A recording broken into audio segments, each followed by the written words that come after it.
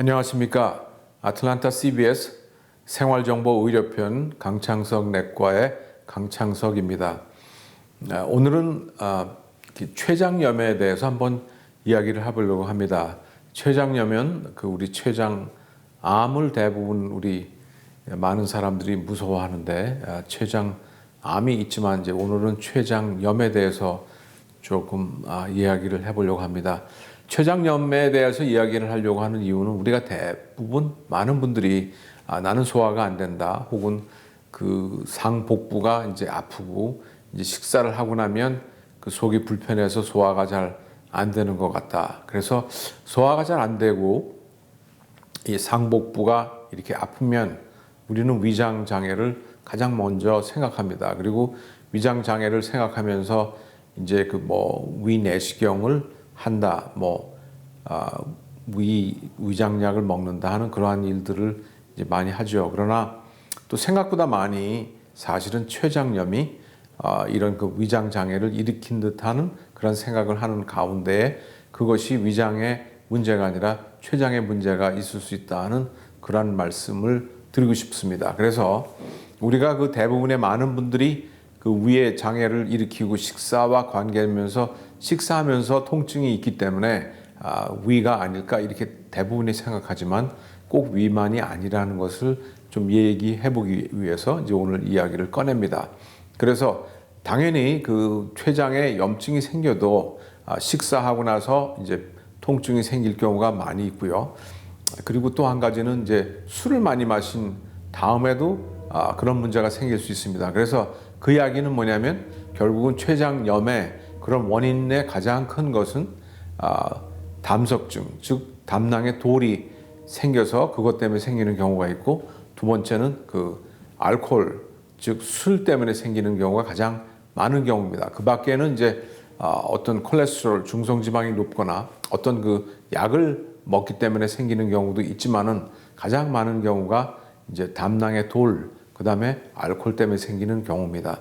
그래서 담낭에 돌이 있어서 생기는 경우에는 또 이게 우리가 음식을 먹으면서 소화가 잘 안 된다. 그러면 꼭 아까 말씀드린 것처럼 위장 장애가 아닐까 생각하지만 그 위장 장애뿐만이 아니라 담낭에 돌이 있어가지고 담낭의 활동이 원만하지 못해서 위장 장애가 일어날 수가 있죠. 그래서 담낭에 문제가 생기면서 돌이, 즉 담석이 담도를 통해서 내려오면서 담도와 췌장의 관이 마지막 부분에서는 같이 합쳐진 다음에 십이장계통 그쪽으로 장으로 들어가게 됩니다. 그래서 마지막에는 같은 경로를 사용하기 때문에 담석이 담도를 통해서 이렇게 내려오면서 췌장에서 나오는 관을 막았을 때 췌장염이 생기게 됩니다. 그래서 이 담석에 의한 췌장염은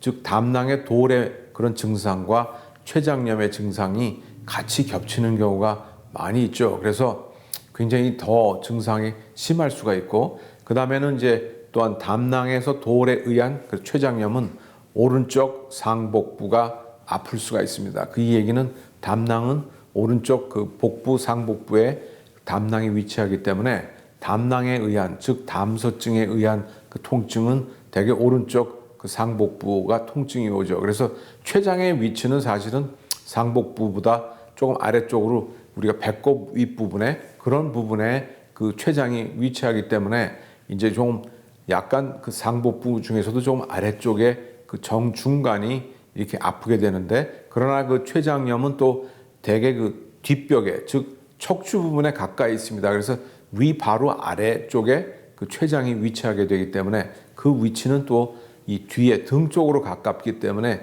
췌장이 안 좋을 때에는 등이 아플 수가 있죠. 그래서 췌장염뿐만 아니라 췌장암일 경우에 많은 분들이 등이 아파서, 또한 췌장염도 등이 아파서 이렇게 병원을 찾는 경우도 가끔 있습니다. 그래서 그런 위치적으로 볼 때에는 그렇지만은 우리가 대부분이 식사를 하고 이렇게 해서 소화 안 되고 그러면 잠깐만 위를 생각하지만 위뿐만이 아니라 췌장을 생각해 봐야 된다 하는 그런 말씀을 다시 드리고요.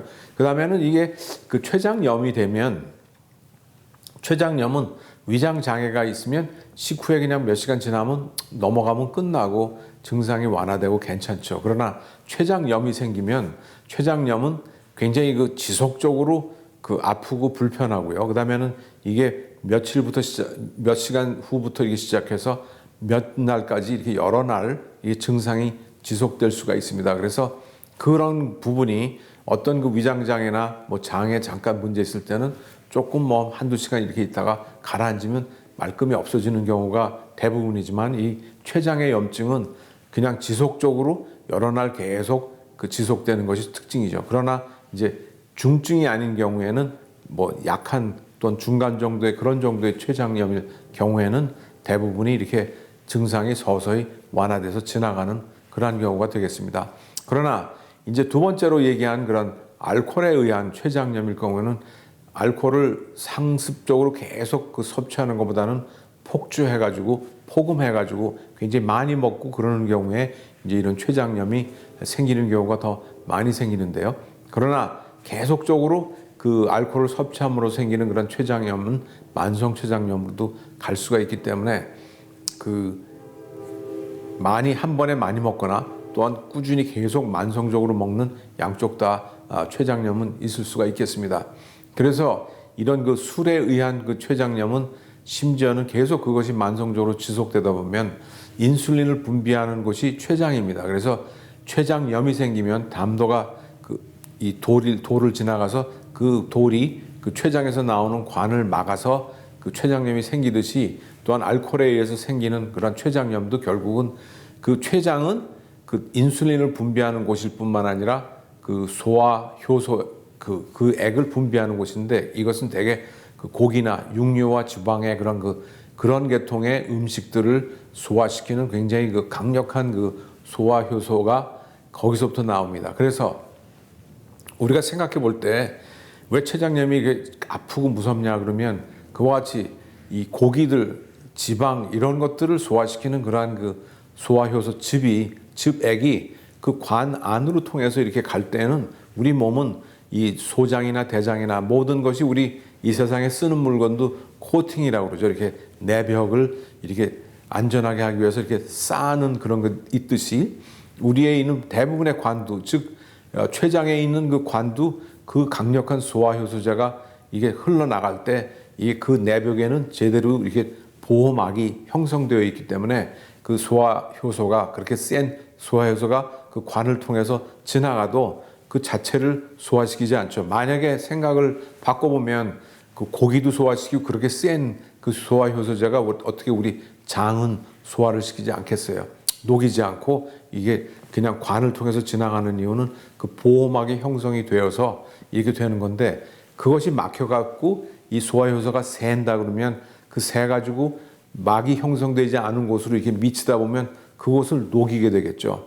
그러니까 우리가 화산이 폭발해서 그 화산에 그 분출된 그 마그마가 흘러가면서 닿는 곳마다 다 그 태우고 덮치고 이러면서 굳어가는 그와 같이 그 강력한 그 소화제가 그 췌장에서 나오는데 그것이 그 오리지널, 그러니까 원래의 그 관을 통해서 보호막이 형성된 관을 통해서 그 효소가 지나가면 안전하지만 관이 막혀서 이제 터져서 옆으로 새나가면서 나가기 때문에 그 강력한 소화효소액이 흘러가는 닿는 곳마다 녹이게 되기 때문에 그런 거에서 췌장염이 생겨서 이게 되는 것인데 결국은 췌장 안에 인슐린을 분비하는 그런 그 샘도 결국 잘못하면 망가지게 되겠죠. 그래서 만성적으로 술을 먹거나 하여튼 담도에 의한 그런 그 돌에 의한 그 췌장염이나 이더웨이 그런 양쪽으로 다 자칫 잘못하면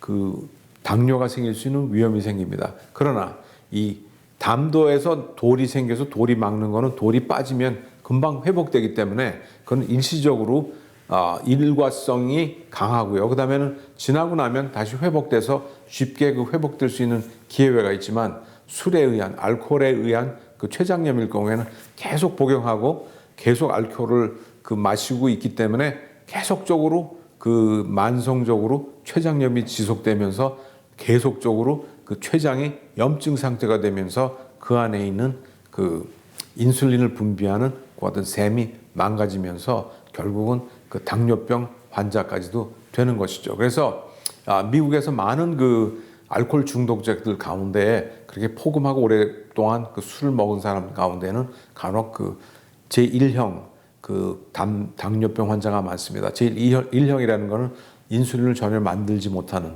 왜 그러냐 그러면 그런 경우에는 인슐린을 만드는 그런 셈이 알코올을 복용함으로 인해서 만성 췌장염이 되어서 췌장에서 그 인슐린을 만드는 그런 셈이 다 망가졌기 때문에 인슐린을 더 이상 만들지 못하니까 그러한 그 제1형 당뇨병 환자가 되는 겁니다. 그래서 이 두 가지가 가장 제일 무서운 건데, 우리가 볼 때에는 이 진단을 어떻게 하냐면 그렇게 아팠을 때 우리가 피 검사를 하면 거기에서 아밀레이즈라고 라이페이즈라는 두 가지의 췌장에서 나오는 그 효소, 그 숫자를 측정하게 되는데, 그것이 이제 얼마나 높은지 이제 알아보면서 그 췌장암이 있었다 없었다 이제 이렇게 측정할 수 있습니다. 그래서 한 서너 시간이 지나면 그와 같은 효소의 그 수치가 올라가고요. 대개 한 며칠에 걸쳐서, 대개 한 12시간 안팎에서 최고점을 이뤘다가 한 며칠 동안 이렇게 지속되다가 이제 없어지는데, 이제 그 진단을 위해서는 그와 같이 피 검사로 우리가 진단할 수 있고, 또 어떤 경우에는 그 초음파 검사를 통해서 그 췌장이 부어 있다든지 그 주위에 물이 고여 있다든지 그런 거를 확인할 수 있는 방법도 있고, 그렇지 않으면 CT 스캔이나 MRI를 통해서 그와 같은 그 부위에 좀 초음파에서 상관의 그 소견과 비슷하게 물이 고여 있다든지 부어 있다든지 하는 그러한 소견들을 발견해서 우리가 췌장염을 진단하게 됩니다. 췌장염의 그 특별한 그 치료 방법은 만약에 그것이 담석에 의한 이 췌장염이었다 그러면, 그 췌장염이 담석이 돌이 지나가면서 막혔다가 장으로 나가서 빠지고 그거밖에 없으면 특별한 그 치료가 필요 없겠죠. 일과성으로 지나가서 끝났으니까. 그러나 이제 담석증이 지속되고 혹은 그 담낭 안에 돌이 여러 개 있어가지고 앞으로도 그런 담석에 의한 통증과 그 췌장염이 일어날 가능성이 있으면 그 담낭 절제 수술하면서 그 담석증을 치료하면서 췌장염을 치료할 수 있게 되는 그러한 결과가 되겠고요. 술 때문에 그러는 분들은 술을 끊으시고 줄이시고 그러면서 췌장염을 조절할 수 있겠습니다. 그러나 간혹가다 이런 콜레스테롤이나 어떤 그 약물에 의한 그 췌장염들은 그 원인을 진단한 후에 중단한다든지, 콜레스테롤이 높은 분들은 콜레스테롤을 조절함으로써 그와 같은 췌장염을 우리가 예방 혹은 치료를 할 수 있겠습니다. 그러나 말씀드린 것처럼 대부분의 약한 한 중증 정도의 그런 어떤 췌장염은 그 간단한 음식이죠. 그러니까 뭐 고기나 이런 그 지방이 튀긴 음식 이런 것들을 피하면서 한 며칠 동안 그 식이요법으로 간단한 그 약한 그 가벼운 식사를 하시면서 지나가면 대부분의 그 환자들은 치료가 됩니다. 그러나 그것을 모르고 그냥 위장이 그런가 이런가 하면서 계속적으로 그 식습관을 바꾸지 않고 하다 보면, 그리고 계속 그 알코올을 섭취하시는 분이 계속 아까 말씀드린 것처럼 만성적으로 중독 상태로 섭취하다 보면 만성 췌장염일 뿐만 아니라 그 당뇨병까지도 얻게 되는 그런 경우가 될 거고요. 담석일 경우에는 담석이 막혀갖고 응급적으로 그 담석을 제거하기 위한 그 응급 수술을 하게 되는 경우도 생길 수가 있겠습니다. 그리고 이제 지금 오늘은 그 췌장염에 대해서만 얘기한다고 했지만, 이제 이런 췌장염이 만성적으로 계속 지속되다 보면 아까 말씀드린 것처럼 그 췌장에 그 액이 흘러서 그 주위에 이 부위들을 녹이고 또한 자극을 줌으로써 그런 췌장암의 문제라든지 물혹이 생겨서 그것이 혹시 어떤 그 암으로 전이되고 그 발전되고 문제가 생기는 그와 같은 그 종양의 그런 문제도 생길 수가 있겠습니다. 그래서 이 췌장에 대한 그 췌장암도 발견하기가 참 쉽지 않고, 발견했을 때는 이제 말기에 발견되는 경우가 많은데, 이 췌장염도 오늘 말씀드리고 싶은 그것은 그 위에 다 관심을 둬서 위장병, 뭐 위궤양, 위에 문제가 있다, 소화가 문제가 있다 그러는데, 그런 부분 중에 어떤 부분들은 혹시 췌장에 염증이 생겨서 이제 문제가 생길 수 있다. 그래서 단순히 어떤 위내시경으로 괜찮은데 왜 나는 왜 그럴까? 그렇게 생각할 때 그 위가 괜찮으면 혹시 췌장이 아닌지 혹은 담낭에 돌이 있는 것이 아닌지 이렇게 생각해 보고, 그 다음에는 이 만성 췌장염으로 인해서 췌장에서 나오는 소화효소의 분비가 부족한 환자들은 결국은 그 췌장에서 만드는 특별한 그 소화효소제를 따로 공급받아야 해서 그 식사 때마다 제산제가 아닌 소화효소제를 먹으면서 그 식사를 해야 되는 경우가 많습니다. 그래서 이제 우리가 대개 위장병, 소화가 안 되면 우리가 흔히 그 거론하는, 제가 약은 거론하지 않겠지만 우리가 흔히 그 사용하는 그 제산제를 그냥 흔히 먹고 하는데, 또한 그런 부분에서도 그렇게 먹어도 아직 도움이 안 되는 것 같고 아무런 증상의 변화가 없고 계속 지속적일 때에는 말씀드린 것처럼 만성 췌장이나 췌장염이 아니었을까, 그리고 혹시 그 췌장에서 나오는 효소가 부족한 질병은 아닌지 그렇게 보면서 하다 보면 결국은 췌장에서 분비되는 효소를 그 식사 때마다 그 먹으면서 치료를 해야 되는 경우가 되겠다, 이렇게 말씀을 드립니다. 그래서 이제 위장이 소화가 안 돼서 생기는 병이 다 그 위장병에서 나오는 것이 아니라 췌장에서도 올 수 있다. 그 다음에 그럴 때에는 췌장에서 분비하는 효소제를 먹어야 소화가 되는데 도움이 될 수 있다. 그래서 좀 다른 방법의 치료를 하여야 되기 때문에 주치의와 상담하면서 좀 세밀한 그런 진단과 치료가 필요할 것 같습니다. 이상 헬트 원 케어 강창석 내과의 강창석이었습니다. 여러분 안녕히 계십시오.